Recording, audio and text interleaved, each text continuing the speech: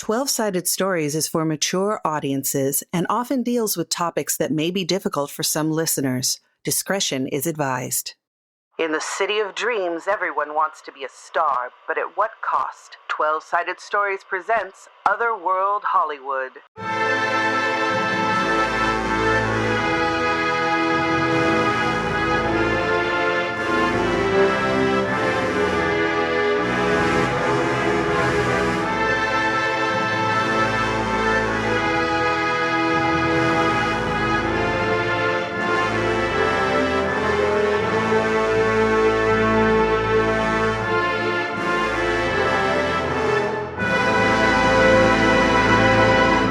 Hello and welcome to Otherworld Hollywood, episode number 22. My name is Wes Otis. This is our Call of Cthulhu actual play, and I have some wonderful players with me. Let us start with Sam. Hello, everyone. I'm Sam Star. I use she, they in the occasional they pronouns, and today I'm playing Imani. I had to look at my character sheet. I almost forgot for a second. Who uses she, her pronoun. Hello, everybody. My name is Candace, also known as Candace the Magnificent. My pronouns are they, she, and today I am playing Evie Belafonte, she, her. Hey, y'all. I'm Mac, and today I am playing Cass Richardson, a.k.a. Lenore Von Mori, a.k.a. simply the Vamp.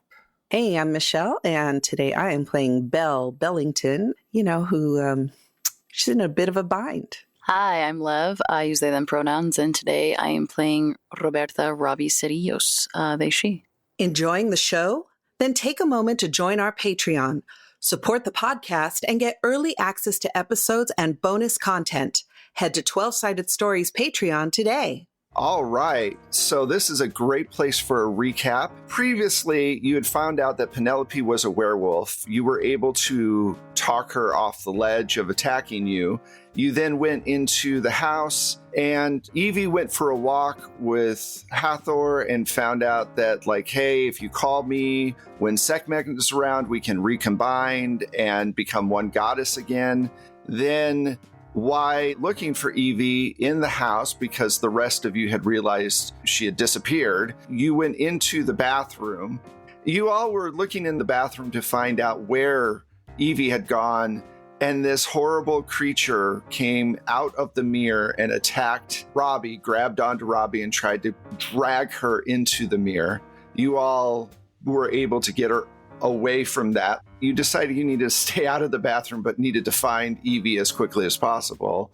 That's when you got a call from the studio. Danny was looking for Penelope. Penelope wasn't there at the time. Basically, Cass and Penelope had gone to the backyard to talk about the fact that they were both werewolves, and they had a moment back there, and then they came back in. Meanwhile, I believe it was Robbie that talked with Danny on the phone, and Danny told them that basically Vanessa, the woman who does the BDSM photography shoots at night, had been murdered in the parking lot that evening. This sent Imani off to find out where Rose might be, because she figured that was probably who might have done this murder. She ended up going back to her apartment, and she found that her bed had been cut into, and then across the back wall, it said, "I know what you did," in big letters. Then meanwhile, back at Penelope's place, Belle, you were going home to get your gun. It freaked you out that Vanessa had died and all of this stuff was going on. You haven't seen war in a while. And Tony was there, and he was like, I'm really worried about you. Let's get you to a safe place. Not telling you that safe place was a doctor's office where he wants you to talk to a psychologist about what you're doing, because he thinks that you've gone off the rails with your thought process. He started driving you the opposite way that you thought you were going, towards an asylum. You jumped out of the car and started running away from him. Meanwhile, the other three, Cass, Robbie, and Penelope, decided to go find out where Evie was. There had been a huge explosion, and Easter had told Robbie that Evie was at her house, and that's where the explosion happened.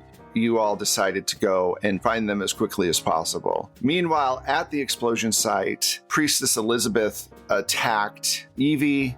Evie then was screaming, "Well, look, everyone, it's terrible, and got a bunch of attention, and that stopped Elizabeth from biting into her. And Elizabeth's all like, you don't know what you've done. You've basically condemned Sekhmet back to Hathor, and now she is going to have to live a life of servitude, and it's your fault. And then left because there were too many people around for her to kill Evie. And when we left Evie, she was, holding Buttercup, like, you'll still love me when I'm old. And I believe that is all of it. I think we got all of it. Has anybody got anything else that I might be forgetting? I literally forgot all that happened. That's insane. Yeah, well, it was like 2 weeks before Christmas, so does not shock me that you forgot. Okay, so we're going to jump in with Michelle. Belle, you are running down the street. You hear Tony's hired muscle trying to keep up with you, trying to run and catch you. And Tony's yelling in the background, we're not committing you. We just want to have you talk with the doctor. What is your problem? What do you want to do? Okay, so give me an idea of, is this a city block? Are we out in the country somewhere? It's downtown Hollywood, like probably close to Hollywood Forever, let's say. Okay, I will jump into the nearest business that is open. Okay, it is nighttime. Well, I'm thinking a diner or something like that. I think we need a luck roll for this to see if you can find. Okay, all right. 65 over my 60. Yeah, you're looking at doors, you're pulling on stuff. Nothing's open.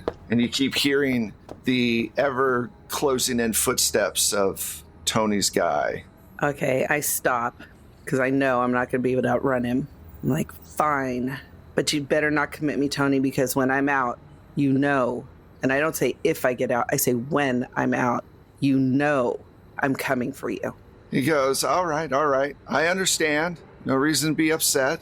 No reason to overact. It's all right. I give him the look of a lifetime. So the three of you enter the asylum. Let's jump over to Sam. Actually, no, I'm going to hold that one. Just 1 second. I missed this game. That was such an evil laugh, Mac. That was like the perfect villain laugh. Just it was perfectly mischievous. It was great. Pretty good. Evie, you are surrounded by destruction. Your house is obliterated. As you are speaking with Buttercup, what do you want to do? People are kind of crowding around. They're asking you if you're okay. I think Evie is taking it all in, knowing that it's keeping her a little bit safe from anybody else who might decide to kind of stumble upon her. I think she's really worried that other forces are going to show up to this kind of ground zero area that is her home. I feel like she accepts the help that people are offering and people checking on her and stuff, but she does make it a point to call out all of her house help to see if people can try to get them out from underneath the rubble and save them and figure out how to at least save some lives if possible. Just really holds tight onto Buttercup and lets people take care of her for a minute. So why this is all going on, at some point, probably 20 minutes passes as, police cars and fire trucks show up and they start going through the rubble of the house and pulling people out, both live and dead. And car pulls up and Penelope, Robbie, and Cass come out and the four of you are together. And Penelope is the first one to get to you and says, my God, are you all right? Penelope, darling. Oh, it's so good to see your friendly face finally. Did a doctor look at you? Did they check you out yet? My neighbor is something, I believe, called a nurse practitioner or something. She looked at me, but that's not quite a doctor, is it? Not quite, no. I'm just hanging on. Buttercup has been so brave. Did the mirror tentacle monster get you too? No tentacles, no. Excuse me, could you give us just one moment, please? And she waves off one of the people that's tending to her. You see, I came home. I had a lovely chat with Hathor. Beautiful, just stunning, really. I'd do anything for her, and I did. But apparently I have upset the balance of the universe. Sekhmet and Hathor are now one goddess again, and I don't know. No one told me that was the wrong thing to do.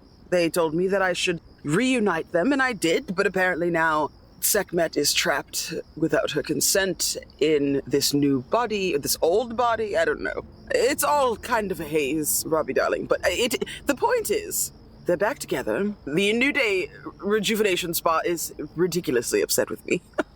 Elizabeth tried to attack me in the street. You should have seen it. It was delightful, really. Scratched at my eyes. It's been an eventful morning. Well, why did you leave? Why didn't you tell us you were leaving? Why didn't you stay with us so we could all be here together to fight all of the... We saw monsters too, so I was just thinking that if we were all together, maybe we could have fought them better. Why did you leave? Evie kind of stops for a second and has like this kind of glazed look over her eyes for a moment as she kind of remembers Hathor calling to her and the way she looked and like how she reached out her hand. Gets a little bit misty and lost for a moment and then snaps out of it and looks at you, Robbie.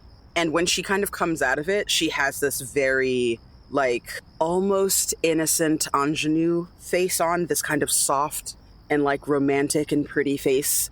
And she, like, reaches one hand out to you while gazing in your eyes. Very innocently seductive. Like, not, like, coming on super strong, but just very, like, an invitation. Would you come with me right now if I asked you to go anywhere at all? Robbie's face just, like, flushes. We're together is... Sure. Exactly, Robbie. And she, like, snaps back to herself, and her face is, like, really, like, in your face all of a sudden. Exactly. It was just like that. It was magnanimous and majestic and melodious and a lot of other things. I begin with the letter M. It took my breath away. And she gets, like, misty again and, like, sits back in her seat. I didn't know you were such a good actor. Wow. I'm sorry. I didn't mean to leave you. It was not my intention. I was overcome. Where are the others? Where's everyone else? Belle left. Imani left. It's just us. I don't know where they went. Belle told me... What did Belle tell me? Belle told me she'd be back. She said more. It's been a lot. I've kind of lost that information. She said to... Oh, no. Robbie's, like, pacing up and down. And just like, she told me something. She's going to get a thing, and then she's coming back, and to be safe. Those were all the things I remember. Well, to be sure, Belle can take care of herself, but I do know that she's been concerned about her ex-husband and the like, following her around and such, so I hope she's all right. What about Imani? What did she go do? I believe she did tell you that she was going to head back to her place. Oh, that's right, because I think her and Belle had words about Rose. Right? Yeah. Well, I think that we should try to pack it in here.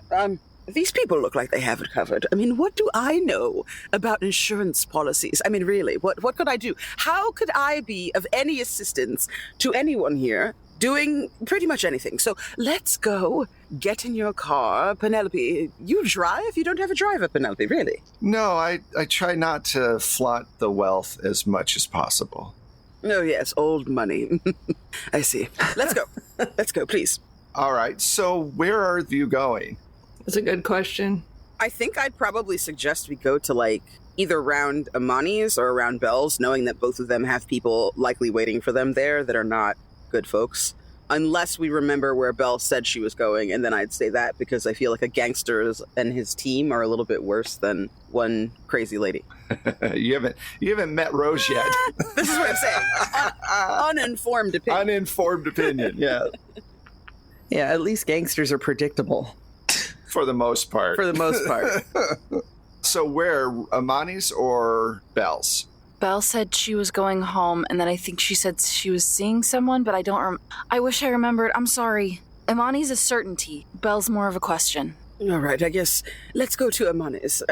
What I will say is if you took up a ton of time trying to find me and get me and my ducks in a row, Imani is young, and young people are resilient. So I'm sure that she is fine.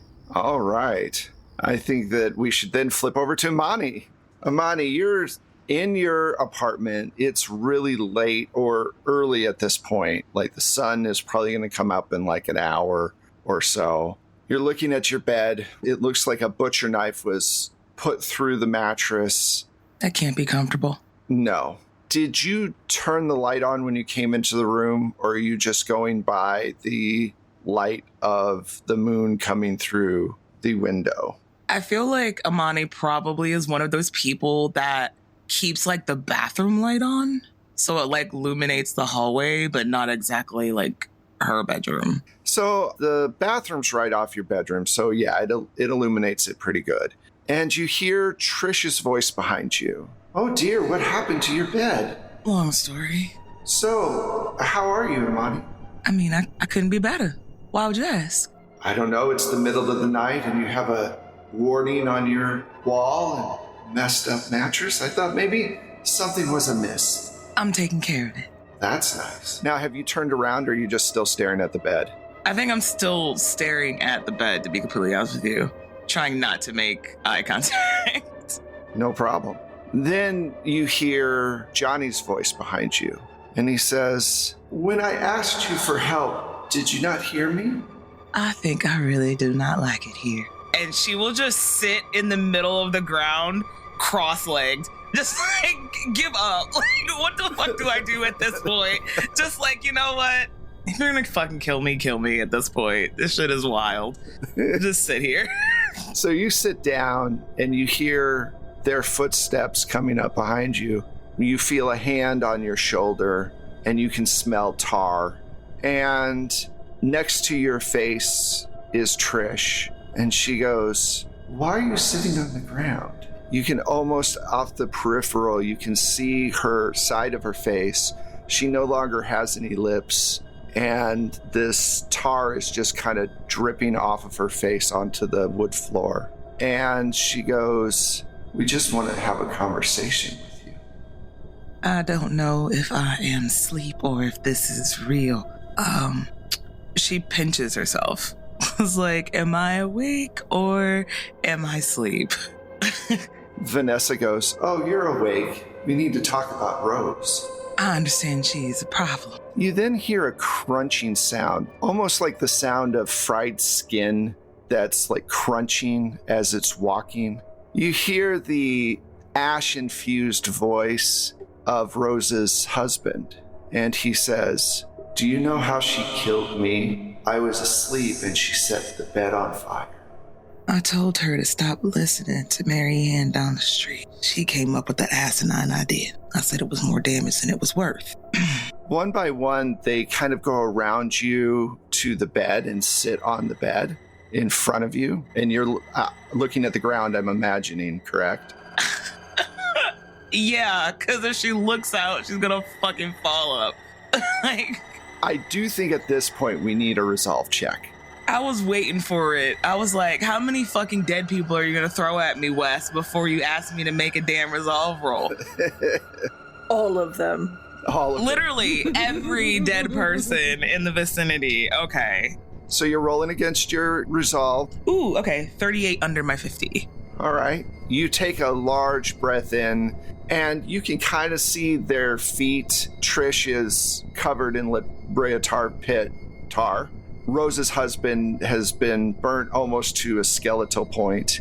Vanessa looks relatively fine. Normal feet, normal legs. And Johnny doesn't have any shoes on and is super bluish white skin, like he'd been sitting in ice for a long time. I am so sorry that y'all have got caught in her crosshairs. Well, Vanessa says, I have a question. Obviously, I'm the most recent person to run into Rose. So there were 3 bodies before me, and I was wondering why you hadn't done a fucking thing about it beforehand. You knew what she was doing. When someone who shares your bed shows themselves capable of something like this, don't you think you would move with a bit more finesse? Trish goes, well, that finesse could have been calling the police a little sooner. I didn't think it was going to get this far. I didn't want any more people hurt, but everything just kept piling up before I knew what to do with it. Corpses do have a tendency to pile up, Johnny says. I'm really sorry about you. You didn't deserve it. None of y'all did. But you were good people, Johnny. Trish says, what are you going to do about it is the question. Are you going to let a fifth person die? I think it might be time to do something that should have been done a long time ago. We agree. And they all stand up and they walk around you again. You never looked up once, correct? No. They disappear back into the darkness past where the bathroom light illuminates the room. And you can feel that you're alone again. Imani full on passes out, just cold. Okay. Like, just really classic, full out, overly dramatic movie star fall. Okay, cool. I literally wrote in my notes, Imani gets visited by ghosts of crazy girlfriends past and present. That's literally what I wrote in my notes. Right here. Do you know what it reminded me of is American Werewolf in London. American Werewolf in London, yeah. That was my... Oh, holy Also- shit. Yeah. It's been a long time since I've seen that movie, honestly. Not gonna lie, I need to rewatch it. I had that idea and I'm like, yeah, it's kind of like American Werewolf in London. Yeah, I clocked that the minute that the ghost started showing up. I'm like, yes! I was also thinking of just more recently Fall of the House of Usher. Yeah. Ooh, Yeah. That's also on my list, too. I need to watch that. Yeah, that was... But a yeah, good American one. Werewolf is such a good Has movie. everyone watched Fall of the House of Usher? No, not yet. But I don't care about spoilers if you're going to talk about it. No, I won't spoil. I won't spoil that particular part. All right, we're gonna flip over to Belle real quick. Belle, you walk back down the street. You made it pretty far. And you walk down the street, and you're about to enter the building. And Tony goes, "Look, you better give me the gun so I can put it in the car. Do you want to get caught with a gun in an insane asylum?" Fine. Takes the gun, puts it in the car. I mean, he's not wrong. I'm just pissed. You walk up these steps and go into this building, and there's a older man waiting for you at the top of the steps in a doctor's lab coat. He says, "Hi, Belle. My name is Dr. Murphy. It's nice to meet you. We're just here to talk to you. Your ex-husband has some concerns about your recent issues, and we just wanted to have a conversation. Would you step in my office?" Sure. And Tony starts to follow, and the doctor says, "No, she has to speak with me alone because she'll be more comfortable telling me exactly what's going on." And he does not like that too much. He goes, "You can wait for her outside." And the two of you walk into the office. And he sits down behind the desk, and you sit on the couch. And he says, "I've been told that you've been having visions of things going on, hands in your hospital bed. And the concern is that your medical emergency might have caused some damage to your reason centers." Well, doctor, and she starts putting on all the charms she uses to get people to trust her and tell her things. Can I get a persuade roll, please? Of course you can. No, I did not make it. Yeah, You're in distress. It makes sense. I would have to spend a lot of luck. It's up to you. You're only sitting in a asylum office with a doctor who probably has enough Thorazine to put down an army, but... Yeah, I'm spending the luck. I'm spending because I rolled an 85 over my 60. Oh, that is a lot of points. Ooh, that's a lot. But I have 60 luck, so I can spend it and go to 45. So that's what I am doing. I've had characters with luck that's like 10. You know what I mean? So I can burn a little here. She musters up all of her full Belle charm. She says, "Well, doctor, you have to understand, I've been under a lot of strain. I know you've been reading the papers, and a studio that I work at frequently has had some murders surrounding it, and gosh, I'm scared. I'm just really scared. And Tony, he means well. He does, but I think he just doesn't understand the strain I've been under. And let's face it, Doc, how many men would love to have their ex-wives committed?" She just kind of laughs, hoping the doctor laughs with her. He does. He gives out a chuckle. He goes, "Well, I wouldn't say that I haven't seen that before. It's sometimes difficult for men to understand the complex nature of female emotions. They haven't gone to medical school like I have. And she nods like, yes, you're so right. I'm just concerned about how tired you look. Have you been getting enough sleep? I really haven't. I've been having trouble sleeping, if I'm being honest. And, maybe that's it. Maybe it's just the stress and the fact that I haven't been sleeping and, and having, frankly, my ex-husband back in my life. That's really...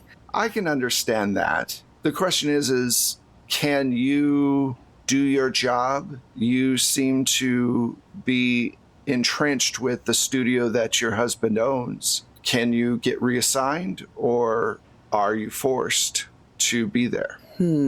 Well, I think I could at least cut my time at the studio to part-time and pursue some other stories. I think that, and I give the whole like I am being forced, but I don't want to say it. Look, you know what I mean? That sounds like another persuade roll.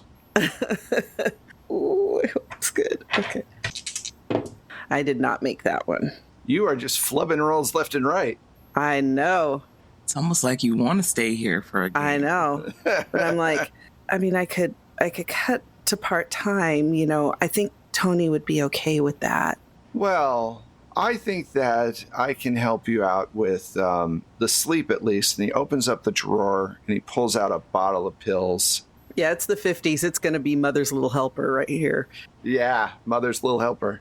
You take the yellow ones to go to sleep and the red ones to wake up. These will help you fall asleep. It's Valium. And these will, pep you up a little bit in the morning, some kind of horrible amphetamine that's been illegal since 1962. And he says, just be careful. Don't take more than 2 at a time. Don't want to overdo it. And he comes around the desk and hands you the pills. He goes, do you want me to talk to Mr. Stendelli and suggest that he gives you some room while you're doing your job? I think just letting him know that I'm just stressed and I'm not crazy would be nice, All right, I can do that. Let's go out on the hall. If you need more pills, and he hands you his card, call my office. Thank you so much, Doctor. I really value your expertise. No problem, no problem. And you walk out into the hallway. He says to Tony, oh, she's fine. She just needs a couple of days off of work and some sleep. Obviously, her hospital visit was traumatic and she needs to take a few days off. I gave her some medicine. If there's any other issues, she has the card to my office and we can talk there, but nothing to worry about. And Tony goes, oh, that's good. That's good. I didn't want to have to leave her here. And he gives you this look of he wanted to leave you here. I know he did. Let's take you back home. Thank you. Thank you, Doctor. I really appreciate it. Anytime. And he walks back into his office and shuts the door. And you and Tony go back to your apartment and he drops you off there. As soon as we hit the street, okay, my whole posture, everything changes. Okay. And the bitch is back. I just give him a look and I'm like, take me home. I will.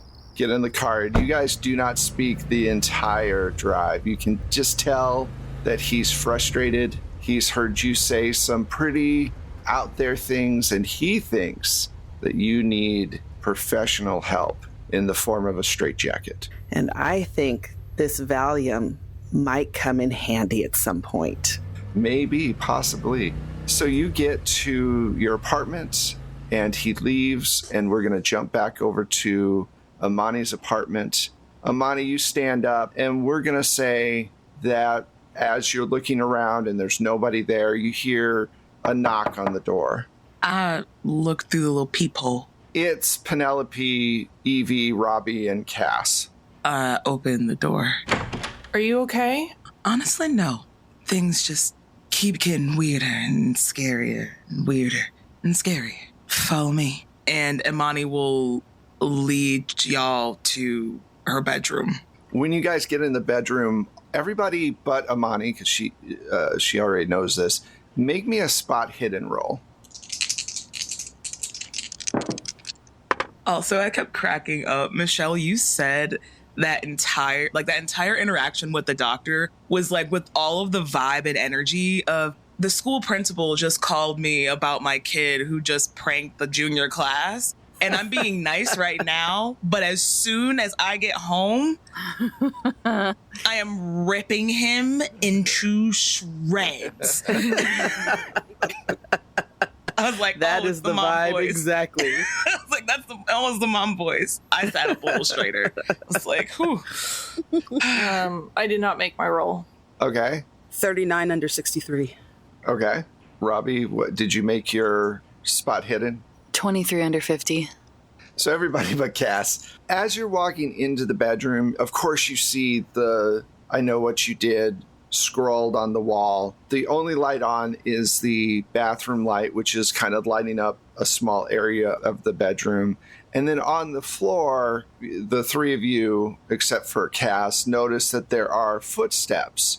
One looks like a black, almost tar-like substance on the ground. One looks like it's ash. Another is a wet footstep. There's 3 sets of footsteps because Vanessa didn't die in a way that would leave any footsteps in any particular way. But you notice that there are all these footsteps kind of around in the room. Were there people here when you got here? This is gross for the first one, but like, do you think people came in and did this and then left? Or why would they do that? You're nice And Imani is stuck almost. She's trying to explain, but every time she goes to start the sentence of how to even start, she just stutters and fumbles over her words. She's still shaking. Cass goes over and puts a hand on Imani's shoulder and just says, "Breathe. Start at the beginning." I've been seeing someone who followed me from back home. And I don't know if I want it anymore. And they're not taking too kindly to it. They've done things. I know that this sounds absolutely asinine, but I think I was visited by these people. Nothing sounds asinine right now. Wait, you said you're seeing a person and then there are more. Is it more than one person? Because you said you were meeting people and... I think I'm being haunted by the ghosts and past sins of my person I'm sleeping with. That didn't clear anything up. Actually, that's more confusing. I'm really sorry. I don't understand what that all means. You hear Evie from the very back of the room go, "Have you tried sage? I sage all my places when I stay there. I walk in, I do my ritual, and I try to. It's a little relic from back home, you know." That's the thing, Miss Evie. I never move into a new spot without saging first. It's practice where I come from. Same with this. And Imani points to the frame of her door that's been painted this bright blue, sky blue, almost like a Tiffany blue. Back home, this color is supposed to scare and ward off evil spirits, things that want to do you harm. I don't think it's been working. It's part of my family's rituals. My grandmother is someone who is very practiced in these things. So it sounds as though these are new visitors, then. Yes. Or maybe not so evil that these protection measures are keeping them out. Newly dead as well. Yes, judging by these footsteps. I just caught up on the dead thing. I understand now. Well, you can't stay here. And unfortunately, my house has been, well, leveled to the ground. So we must find somewhere else that is safe for you. Penelope, I don't mean to overstay our welcome. I am not a believer in inviting myself places. I like being invited. But also, we find ourselves rather homeless. In a bit of a bind. No. Of course, you can stay at my place. That's fine. I have plenty of room. I would actually think that we should stay together as much as possible at this point. Evie has had stalkers and things like that before as the eldest person in this room and as someone who's been in Hollywood the longest. Can I listen and like look around to see if she's actually alone? You've been standing there looking at the bed, and Evie, you start to look around because you're like, if this person is stalking Imani, this is probably a trap. And you start to scan the room, and at the door is just slightly open, and it slowly swings open when you turn to look at it. And Rose is standing there with her gun pointed at all of you. And that is where we're going to end this episode. Dude! Wes! Why are you this way? I don't know. So thank you all so much for playing, and thank you all so much for listening. Let's find out where we can find all of you wonderful people. Let's start with Sam again. Hello, it is me, Sam. I played Imani. You can catch me all across the interwebs at Lust for Life, XLUSTTFORLIFEEX on Saturdays, 8 p.m. on Transplanter RPGs. You can catch me playing Lumira as a main cast member in the Chaos Protocol. It's really cool. You should check it out, and also check me out here doing cool shit. Hello. My name is Candace. I have been Evie Belafonte. You can find me at the Candace Marie on Twitter and Blue Sky, at Candace the Magnificent, pretty much everywhere else. I have a bunch of stuff going on, so check me out on social and I will post about all of it. But if you want to hear more of me, listen to Beyond the Outer, the upcoming or current Mothership campaign right here at 12-Sided Stories, as well as on Bloom and Blight, which is a Dareful Archives Girl by Moonlight podcast, wherever you catch your pods. Hey y'all, I have been and will continue to be Mac Beauvais. You can find me online as @StrangeLikeThat. Look me up. I do artwork and I read tarot cards and other weird, creepy things that require you to give me your money. Do it. Hey, I'm Lev. You can find me on Twitter at Lego M2RS. It's the number 2, not the spelling out of 2. You can also catch me on Mayday Roleplay, where we play a bunch of different kinds of games. We've been playing Orpheus. Orpheus may or may not be done by the time you hear this. But you can go back and listen to it, because it's, oh boy, we're all sad gay ghosts, and it's great. Honestly, it's really fun. And you'll hear me around. I have socials. If you want to hear my voice, the socials is where I'll tell you where to find it. Okay, bye. Hey, I'm Michelle, and you can find me on the socials at Michulu. That's MICHULHU. And you can find my music and Wes's amazing sound effects if you subscribe to the Plate Mail Games catalog through Battle Bards. And I'm Wes Otis. You can find me at Plate Mail Games on all of the different socials. You can find the show at 12-Sided Stories, usually the number 12, and then Sided Stories for the social media part of it. And then for our website, it's 12sidedstories.com. You can find all our links there if you want to listen to some of our older back catalog, which has some amazing stuff in it as well while you're waiting for the next episode to come out. If you want to help out the podcast, check us out over on Patreon and join us there, or give us a shout out or give us a review on your favorite platform. Any of those things are helpful. Come join us on Discord as well. We do have a Discord, and it's great to, talk with people and talk about the show and tabletop RPGs and all that good stuff. Again, thank you for listening, and we will talk to you soon. Bye. Bye.